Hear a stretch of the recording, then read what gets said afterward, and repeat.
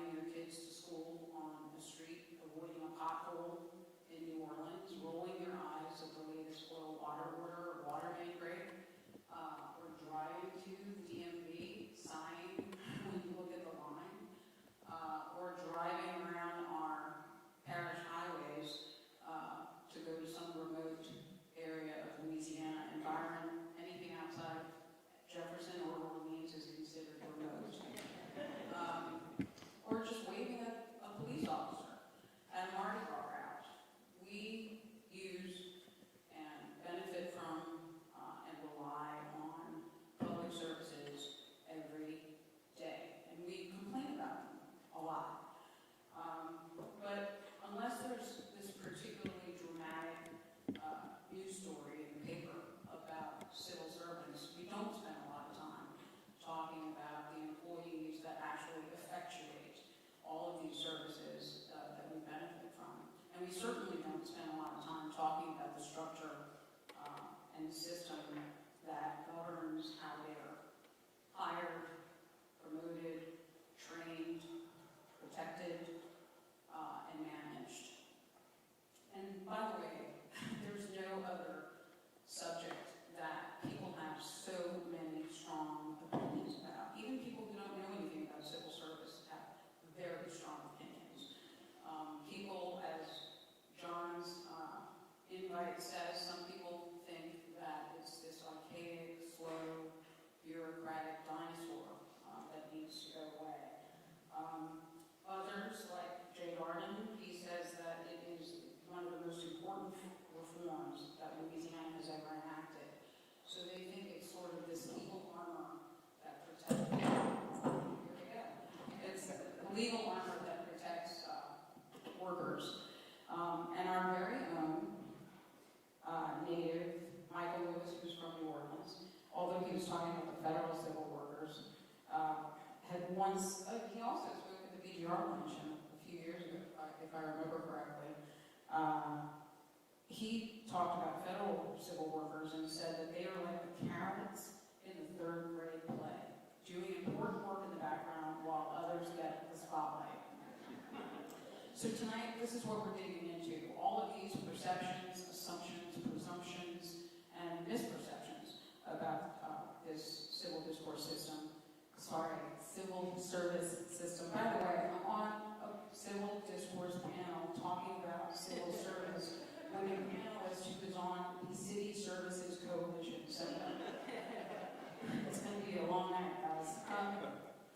So tonight we're talking about all of that, and I think that those perceptions form a really great background for a civil discourse exercise. So let me introduce our great panelists, all of whom I have had the pleasure of working with over the years as thought partners, as colleagues on this very subject and others. So first, let me see who's first. Amy Trepanier, who is the Executive Director of the New Orleans Civil Service Department. Next to Amy is Byron Dakota, who he and I are usually on Zoom together, and I got to meet him in person today. For years we've been on Zoom together. He is the Director of the Louisiana State Civil Service Department. And then we have Andy Copeland, who is the CEO of the Greater New Orleans Foundation.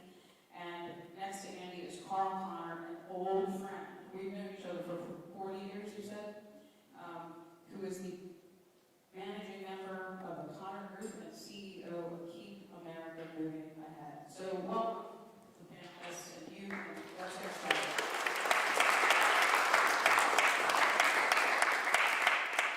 Okay, so let's start with the basics. For those who may not be as familiar with this system, Amy, let's start with you. What is the purpose of civil service? What was it designed to do? So, oftentimes people think that the civil service system protects employees, but the civil service system is actually put in place to protect the public. It's to protect the public from the spoils system. It's to protect our population from every time you have a new mayor or a new governor replacing all of the government workers with new workers. So getting rid of the expertise in different areas, turning them over every time we have a turnover in an elected official. So it's to set a system in place that governs how employees are hired, how they're promoted, how they're protected from unnecessary discipline, so that the public's protected from all those things as well as they're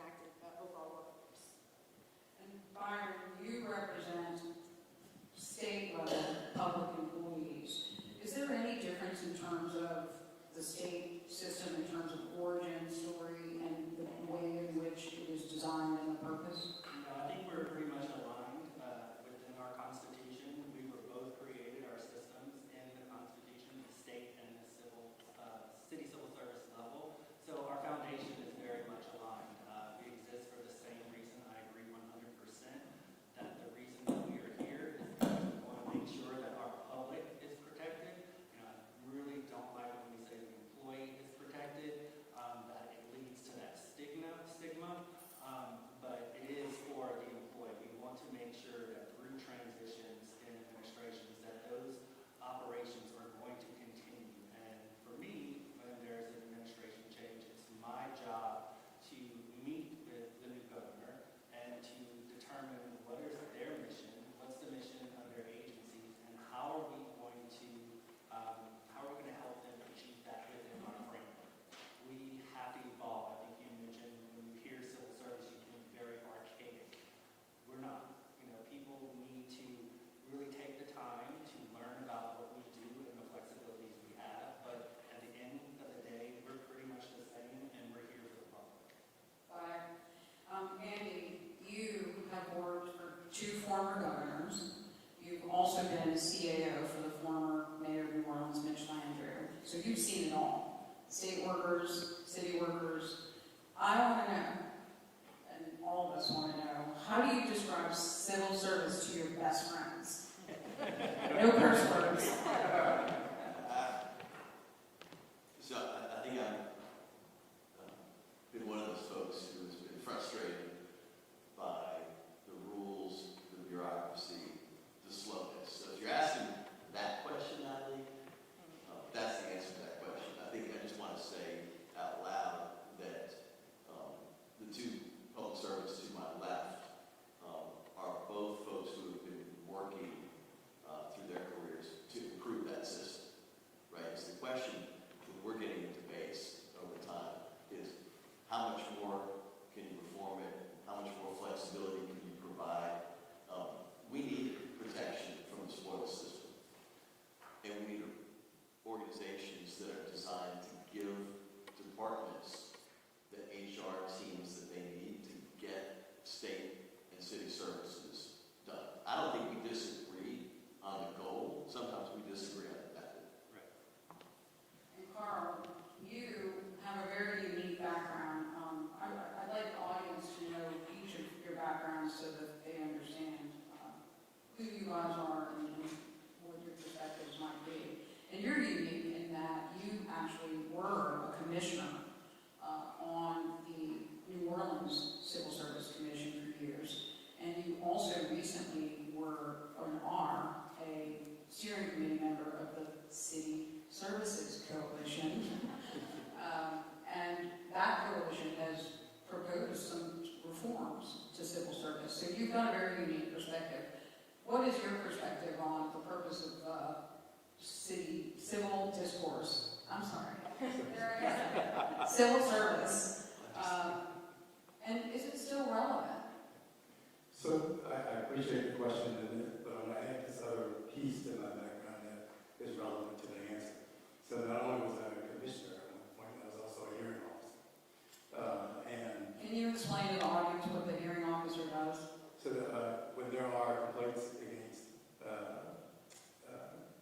employees, there's a process, rather, where they get an administrative hearing about those complaints, and they get evidence presented and things of that nature, right? And so the hearing officer hears that and makes a determination based on if they can, what they have, as to whether or not the claims are accurate or should be more appropriately, and should be punished in some way or not, right?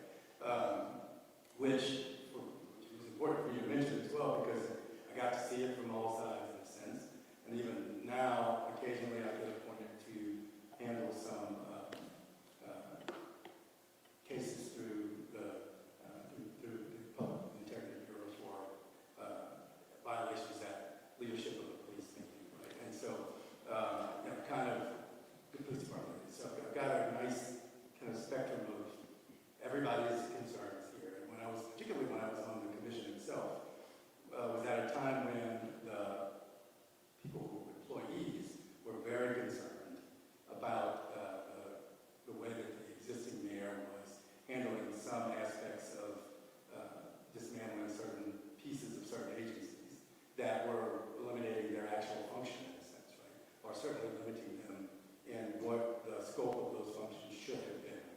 so I was getting a lot of, I think I just in general have the kind of personality that people feel like they can come and tell me things, and so I got a lot of employees to come and tell me their issues that we really weren't getting from other sources, right, about at the time. And so for me, I think that, yes, civil service is still needed.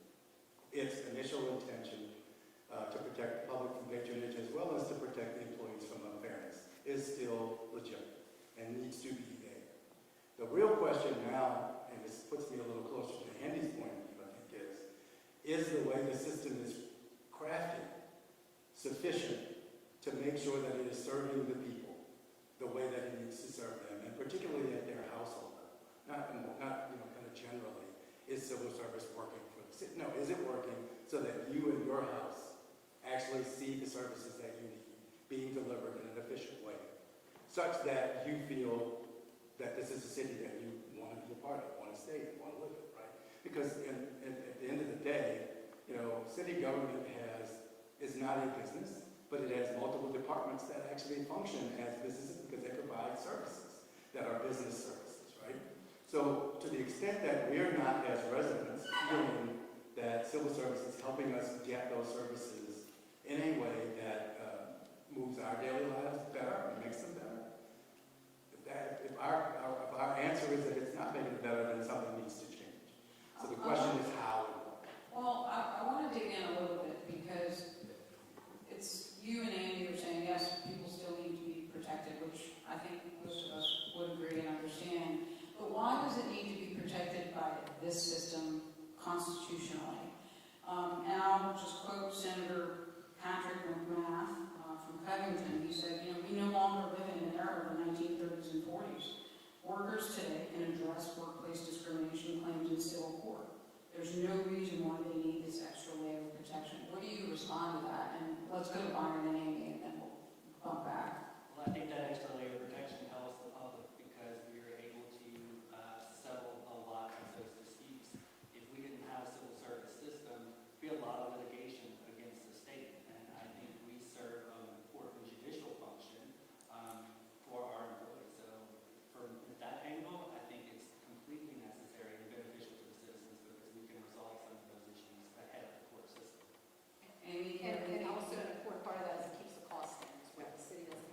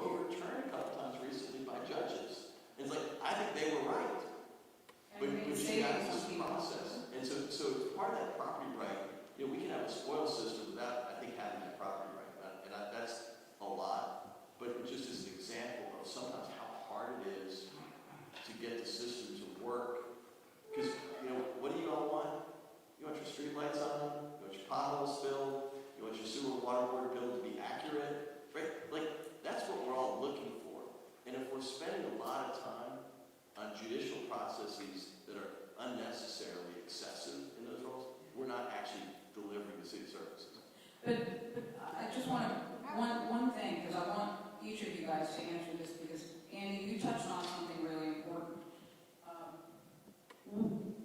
What is the bottleneck? Because some people, Jay Darden included, will say that the bottleneck is not the system or the rules, it's the managers. So is this a system problem or a managerial problem? Well, and I also wanted to address, when you said that you wouldn't enact discipline until it rose to the level of termination, that's not what we want. We want good employees. We want employees who, if they commit a minor offense, or if there's a need for progressive discipline, or if there's a need to address performance issues, we want those departments to go in and enact progressive discipline so that the employee becomes a better employee, or so that you're documenting that, and then you ultimately terminate them if they're not able to clean up the issue. So I think that's been an issue in city government, is a reluctance, because there's that thought out there that it's so hard to discipline employees, because there's that misperception that it takes forever and that everyone appeals and they win and all that. There's a reluctance of managers to actually address performance issues and to address bad behavior. And I think that's counterintuitive to the merit system, right? We want people who are high performers, and that starts with the managers addressing performance issues. The data shows that only about a quarter of all discipline is even appealed by employees. So for the other vast majority of discipline, the employees accept it. That also comes with good work on the part of managers, where they're documenting what the issue is. When it boils down to it, only on average, about 3% of all discipline is overturned by the Civil Service Commission. Now, that's extremely important for the 3% of those employees that experience that discipline inappropriately. But for the most part, the actions of the departments are upheld by the commission.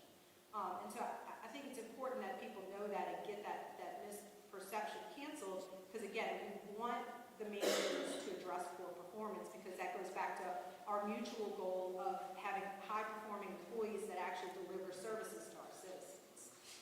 And if you talk to many business folks that actively work with the city often, right, they'll tell you it is a manager's problem, and that the civil service isn't operating well enough because of those managers to actually be the bottleneck, right? So partly you then have to ask your question. The question should shift, I think, to, is that really the question we should be asking, or is the question we should be asking, how do people who are in that world see civil service as a product? What is it supposed to be doing, right? And to me, it is a professionalism product. It is, to Amy's point, it's not a gotcha system. It's not just to discipline employees. It's to help them grow so they better serve the departments they're in, which delivers better service to you, the citizen, right?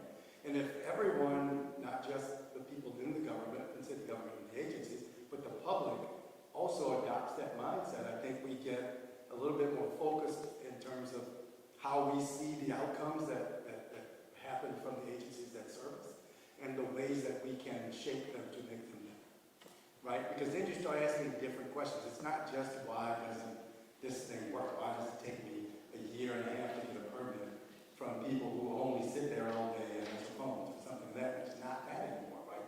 It is, what are they doing, not doing, trained to do, or not trained to do, that could make it so that they are more efficient?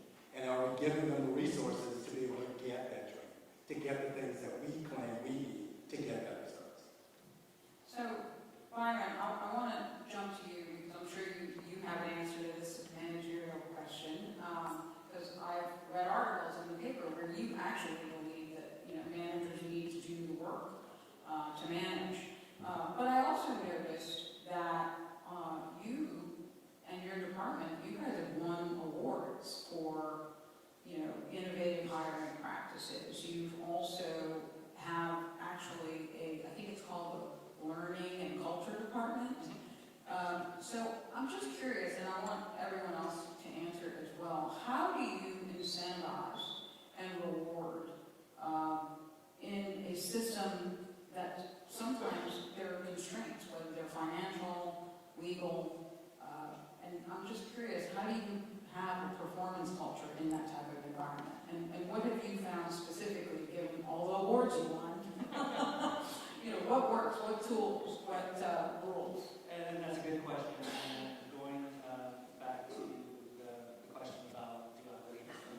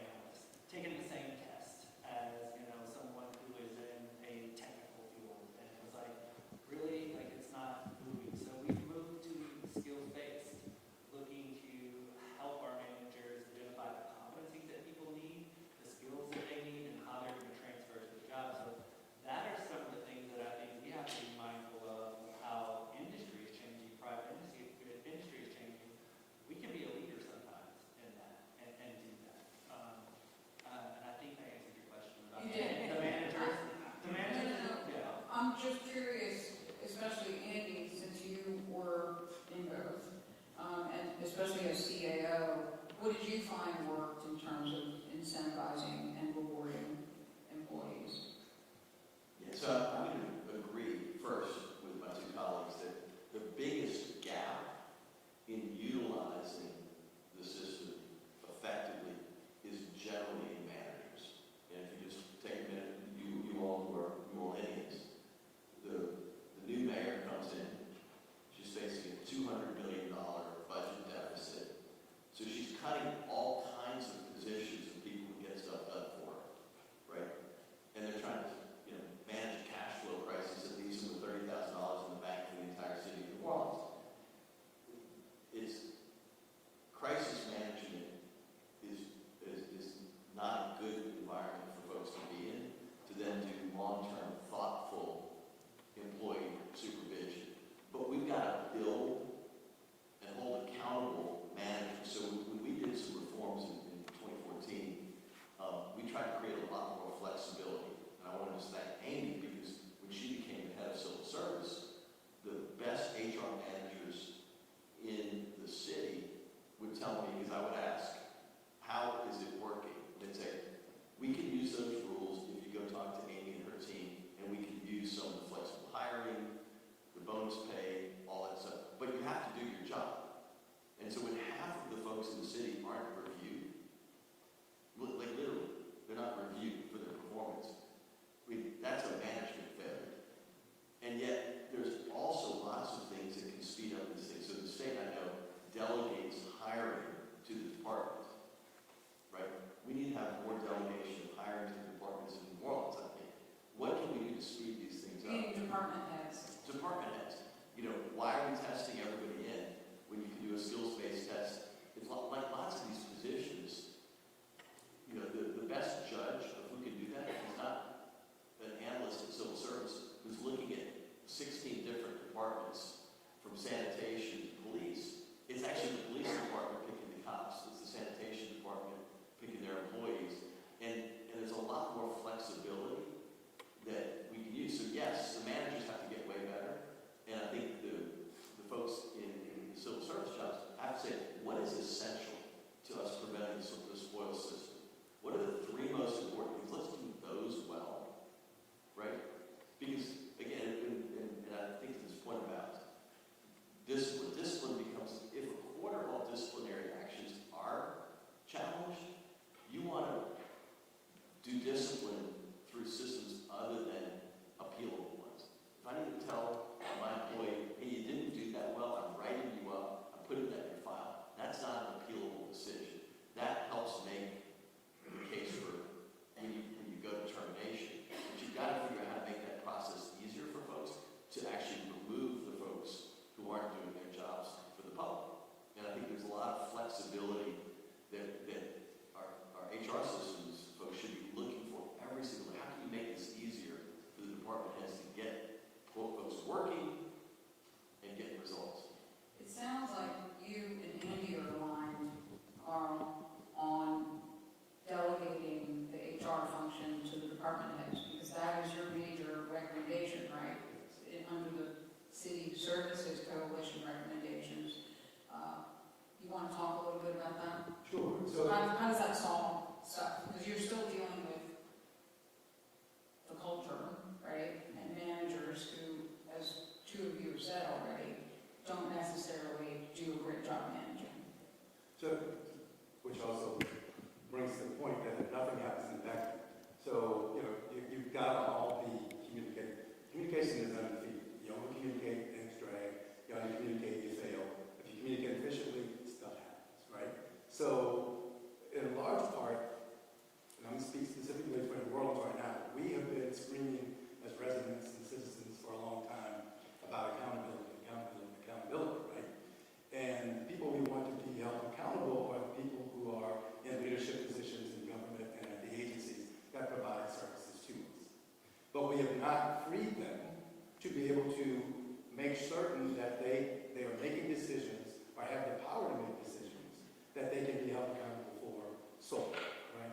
And so part of the City Services Coalition's recommendation was that we shift, to a hybrid system that allow for the things that managers need to have and department heads need to have to be held accountable, like hiring, training, promotions, discipline, be housed with them, while you have a centralized HR that deals with the other types of functions that are more broad in terms of training and hiring and nature, right? And rules for protection of civil servants from political backlash, things of that nature, right?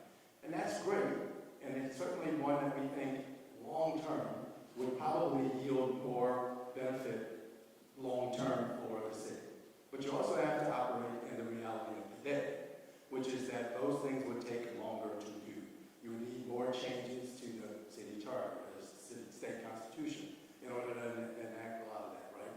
So we're not saying don't do those things at some point, but what we are saying is that in the short term, you figure out how to work with the people that are there and making the things that, because this is one thing I think we don't do enough of.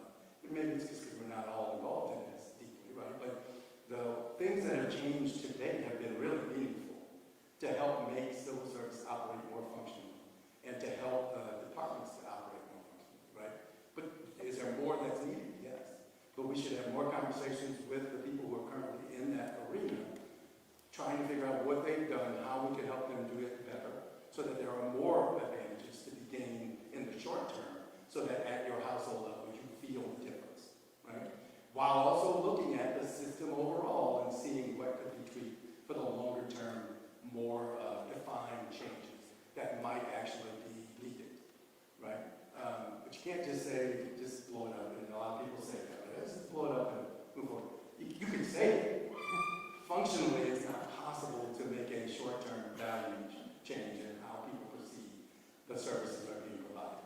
And you will continue to lose citizens because nothing will change in a meaningful way to make them want to be here, unless you do what I said before, which is work with the existing system and figure out how to make it better in the short term. If anyone in the audience has questions, write it down on your cards, and someone's going to be collecting them. I'm just curious, Amy, let's go with you since you haven't talked in a bit.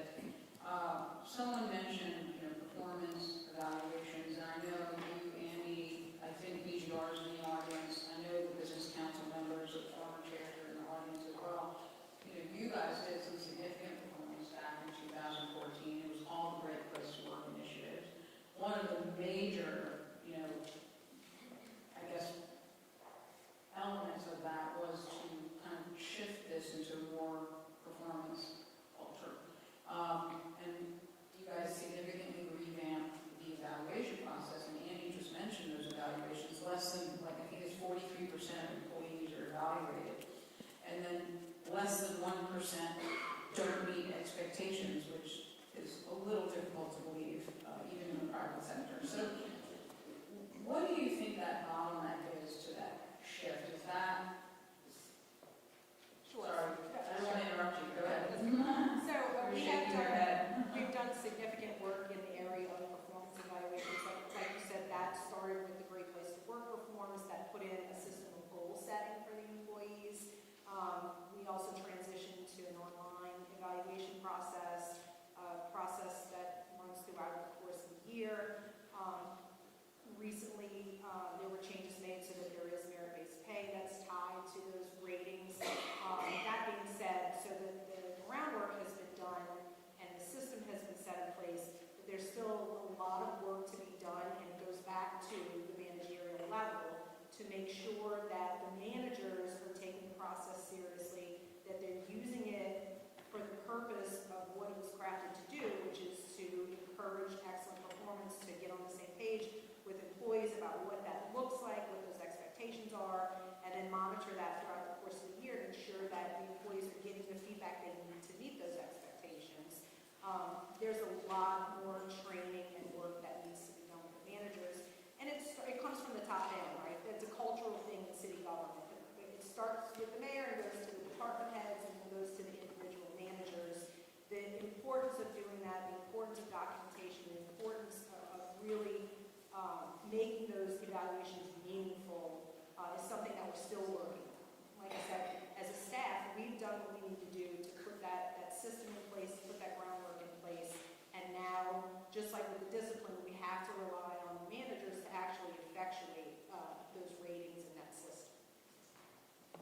Do you guys similarly have that issue at the state level, Byron? I would assume because of your whole kind of learning and performance department, you guys have been working for that, Yeah, toward that. we recently, in 2024, launched our new online performance management system. And, I want to back up and say we're saying, okay, it starts with managers. We have some great managers in state service, public service that do tremendous work.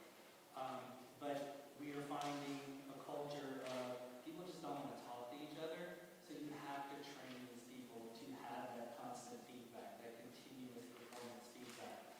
That is something that our agency heads have been talking about for some time. We promote people because they're good workers and they're not good supervisors. So we started a program where it's a leadership program. You can start taking these leadership courses before you even consider becoming a supervisor. You'll have a certificate saying that you went through all these trainings. That's an edge for you when you go to apply for a supervisor position. That I took the initiative to do this. We report to our commission the number of individuals that are unrated. And years ago, we had a high number. I'm happy to say it's less than 10%. We're talking 8-7% people who are unrated. So people get them done, but it is still some work to do. We do the SMART goals and tying the goals to the mission. So we are trying to focus now. We've got it off of paper, right? And we put it in the system. So now we really are getting feedback from our managers saying, I need some help with some SMART goals. I really need some help with this. So the key for us, where our focus is on those supervisors, those hiring managers. Before we open it up for questions, you mentioned hiring. And so I'll have to ask you a question about hiring because it is perceived, and it might be a misperception, to be a bottleneck, meaning, technology, AI, automation. I mean, the mayor of New Orleans just said at the BGR breakfast the other day that, it's like the 80s. We're so reliant on technology. That's her quote, not my quote. And you also have younger professionals who are expecting a completely different thing at the workplace than certainly I did at their age. And I think the Pew Research Center said that they want flexibility, they want mobility, they want to switch between jobs. They want a nice looking place to work. So I guess my question is this system even compatible with the realities of the workforce and the market? I mean, even in terms of pay. And I just want to be careful that we don't ask Byron questions about the constitutional amendment. And we'll stay away from the whole unclassified workers. But I would like you to answer that from a high-level perspective. I Amy, should go say ahead. something really quick. I don't think it's really about a civil service system. It's government in general, right? Government is not sexy. The buildings aren't sexy. The facilities aren't sexy. The work's not sexy, right? And that's what younger people are looking for. So I think it's sort of an issue that's separate from the civil service system. It's that government work in general oftentimes cannot offer the same things that working in the private sector can. And I think to combat that, we really need to talk about the things that government and civil service systems can offer to people, like protections from unfair treatment and things like that, and the stability that government offers. And so while we don't have some of the things that the private sector offers, government does have its own unique set of things that you can use to attract individuals. But Amy, I do want you to explain to the audience, meaning if someone wants to, let's say you hired me in mosquito and pest, right? I'd be the best worker in the world. And there's an opening for a supervisor position, but that position is filled by someone. How does this system work for those who may not be, as familiar? Because it's not just that these young people want to work in a nice looking place, they also want flexibility and the ability to apply for promotions and get those promotions and be rewarded quickly. Yes. So that's one of the things, I think, back to what Byron was saying. We have been working on different pay flexibilities, right? Because there can only be one head of a department. You're not going to hire 2 department heads, right? And so everyone caps out in their career in terms of promotional advancements Whether you're in the private sector or you're in the public sector, there's only one boss, right, at the top of the organization. So then you have to look at what other pay flexibilities can you put in to incentivize things like learning new skills or taking on new types of job roles within your position. And so we've really been working hard to put different pay flexibilities that are related to, helping employees bring more to the table in the position that they're in, and then rewarding them for doing so. And that's partially why the shift to everybody, not just within government, understanding that the shift of thinking about civil service not just as protection but also as performance, and mainly as performance matters, right? Because one thing that is sexy is problem solving and getting paid for problem solving, right? And so even younger people understand that, there are, even whether it's rhetorical or not, every government has all these problems, all these things that need to be solved. But the one thing that is never, is always proven rather, is that the persons who figure out how to solve your problem are the ones who wind up most satisfied in their time. They don't always wind up being the best paid if they're in government, but again, that may be an issue that we have to approach in how we change the system and the way that managers get to it. And I think for recruitment is tough. The competition is tough.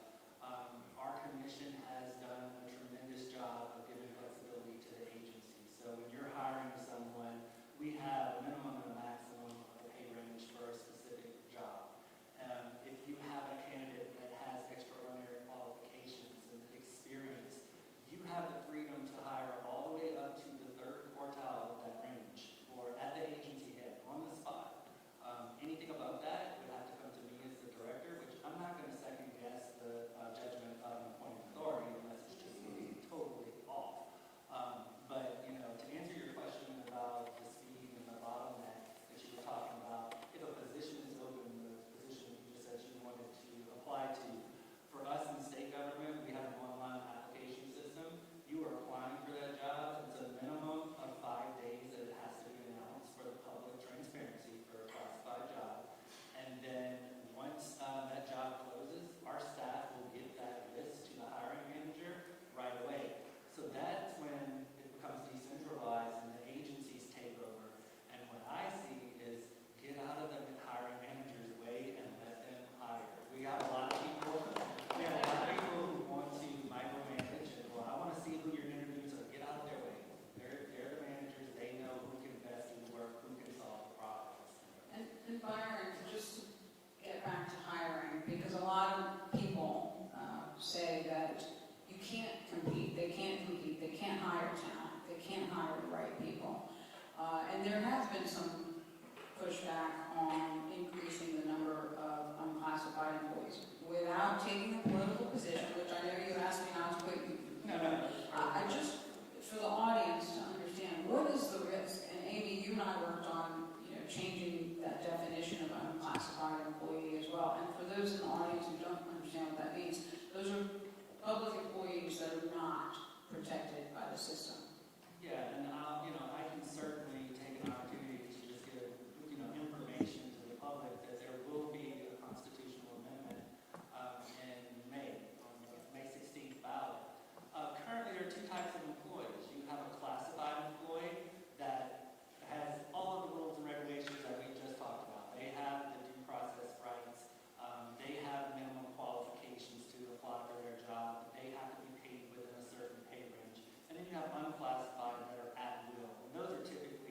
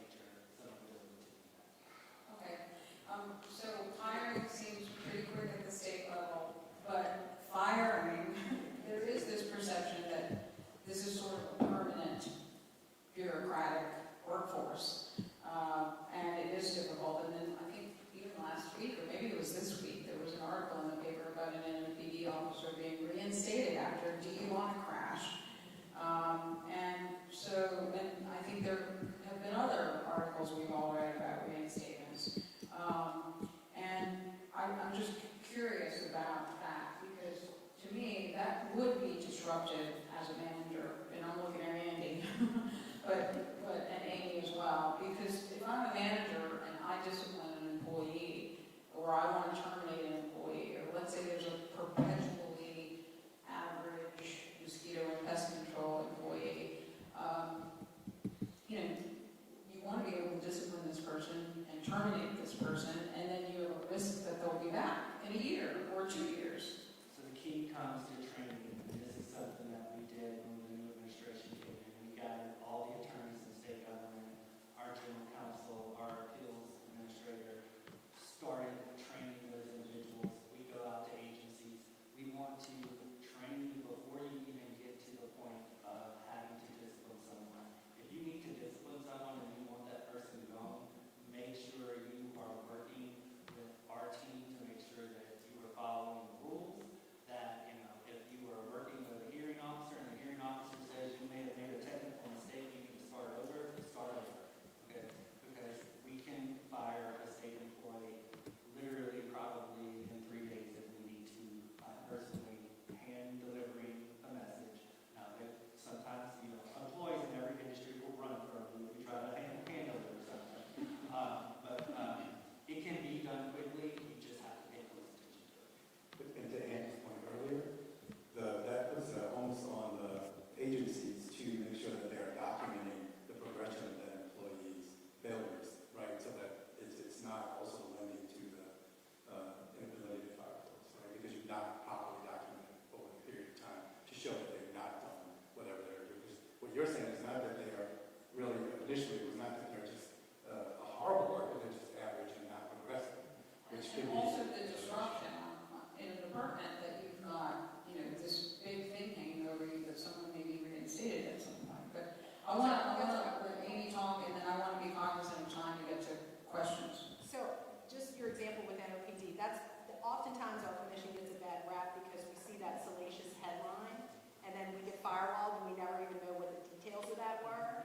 And so, just to your point, even in that particular situation, 3 years passed between when that happened and when the commission, when the department fired the employee. So we're talking about how long it takes for the commission to decide that appeal. 3 years passed between the offense and when NOPD took action. And for a majority of that 3 years, that officer was back on the street driving a car with a gun, patrolling the streets on behalf of NOPD for more than half of that time period. And so when you look at the details, oftentimes when the commission has to overturn a termination, it's because there's a technicality where the department erred in what they did. But again, most of us just read the headline, right? And so we're not digging into the details of that. Yeah, that was an unusual case. Yes. But it is an example of Yes. the department not doing its job, or a department not doing its job. Let me get to questions. So, question number one: why does the employee property right, and I guess this is to Andy, require job reinstatement after the administration process or adjudication process? I'm not sure I actually understand the question. Why does you talked about employee property right? So why does it require the job reinstatement after the adjudication process? So it's only if the civil service hearing officer, commission, or a judge forces that. But the property right to a job, I don't have a property right to my job at Great Falls Foundation, right? But it's state and city employees that have property right to their job. And that property right is not just that you can have the job and be terminated or not. It's if you can be suspended without pay for a week. That is a legal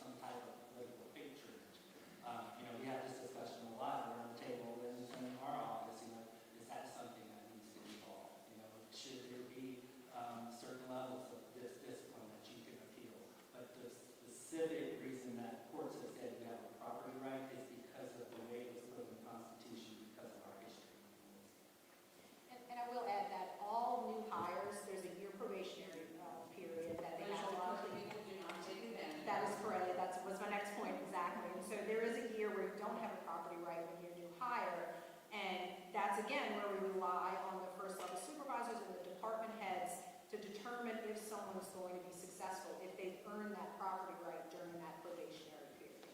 And like I said, it's not taken advantage of as often as it could be. And sometimes there's conditions in government that lead to that. So right now we have a hiring freeze. So as managers, people have to make a choice. Do I want to terminate that person during the probationary period and risk not being able to refill the position? Or do I want to stick it out with an average employee or sub-average employee? So, To that point, did it require a constitutional change for you to have the ability to make that probationary period? no. It was just a rule change. And it can be 2 years, right? Ours is 2 years. Theirs is 2 years in the state, and this one's not. So it's 7:04. I know we started a little late, but can we add any more questions? Great. Does technology make civil service constraints more visible, or does it actually give managers more flexibility? So it absolutely, it gives flexibility, it gives transparency, it gives accountability. That's one of the things I think that we've vastly improved since your tenure as city government, Andy, is the use of technology in everything we do in civil service. And it has helped immensely. It speeds things up too when you're transferring information. 10 years ago, we routed paper documents for every hire. Right? In length, not triplicate in length. Quintuple. Exactly. So with a piece of paper, there's no accountability. You could just say it's on anyone's desk, right? Electronically, you route everything, do everything electronically. We're really excited because the vendor that we use for all of our HR modules is starting to work on incorporating AI into all the different modules, and so we're excited to see where that's going to bring, what that will bring in terms of efficiency. So I think finally we're in the century in terms of our use of technology. We just put in a new learning management system last year that allows our employees to take training through that system. And so just things like that, every chance we get, we're trying to see what's out there to add to that. Like I said, it adds to accountability, transparency, and speed of things. I'm going to change this question because it's similar to the last question I wanted to ask, so I'll ask it my way. So each of you, I'm curious, clearly we always talk about political feasibility. There's a question in here about what's been being done to reform the system currently. But I'm just curious, parking political feasibility, what would you change, like immediately, if there was one thing you think is most effective to change, and then one thing you think has to stay, the most important thing that must remain, what would you do? Well, one thing that I would keep, I think merit-based opportunities in state government is important. So for me, that protection for that employee from political patronage has to be there for state government to work correctly. So that's I can't give on that one. What I would change, there's a lot of To things. make it more effective, if you could only pick one? I'll give you two, Byron. Hurry up. I mean, there are some things in the Constitution that I would like to see make it a little easier for us to maybe dismiss someone. But I understand why it's there. I can't say that I want the protection for the employee and then say, well, let's make it easier. I'm playing both sides here, to be honest with you. But yeah, I think we have to continue to evolve as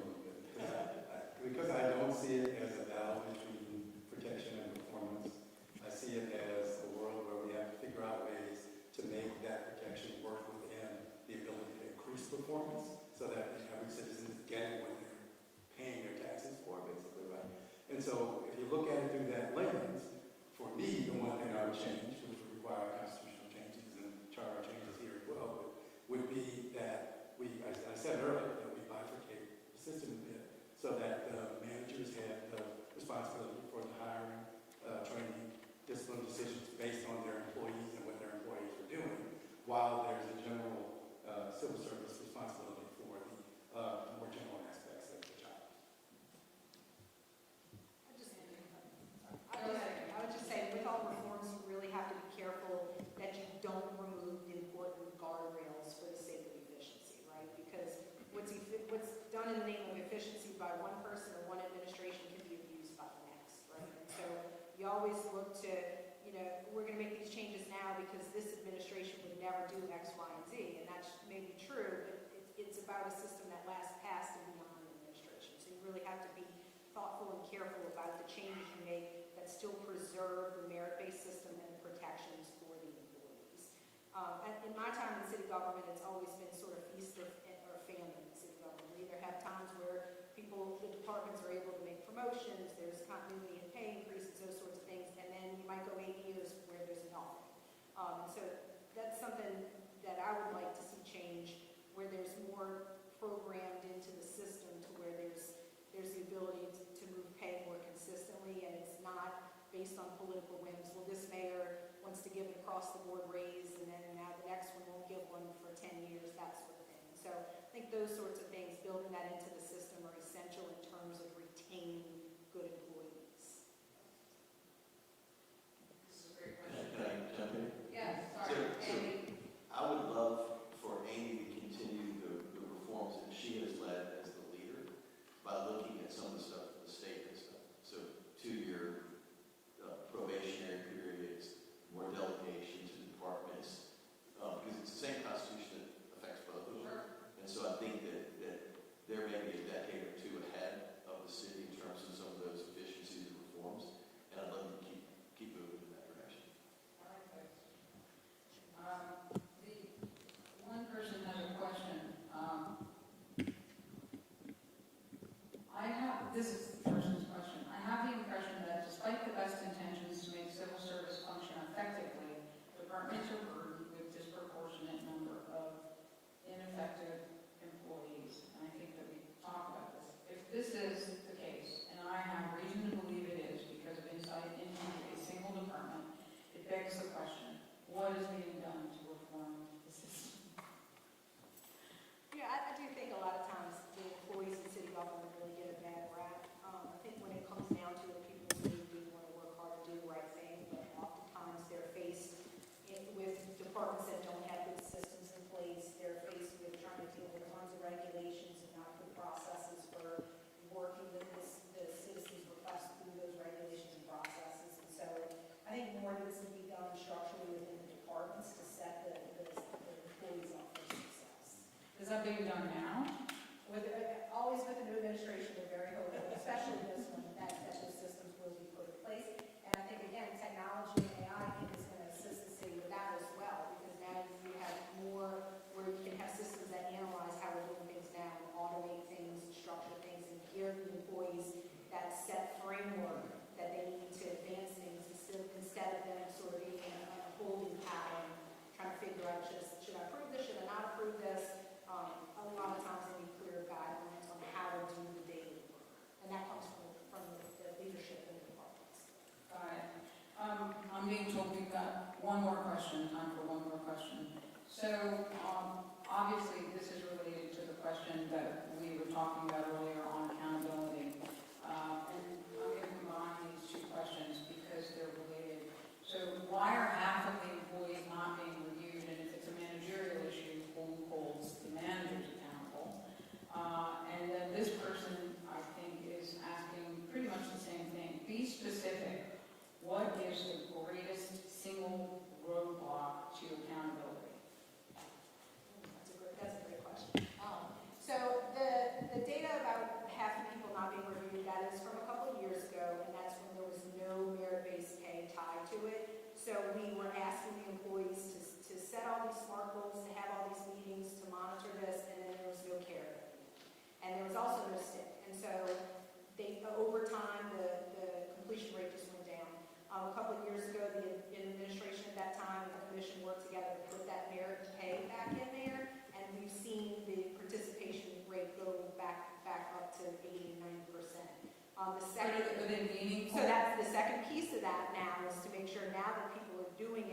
to work with them and drive home what they need to do in terms of making sure that they're meaningful. And it's not a one-size-fits-all. Remember, the city's in lots of different businesses. We have physicians, we have laborers, we have everything. So you really need to tailor the training to what the capabilities of the people are and what the work that's being performed is. So, and what was the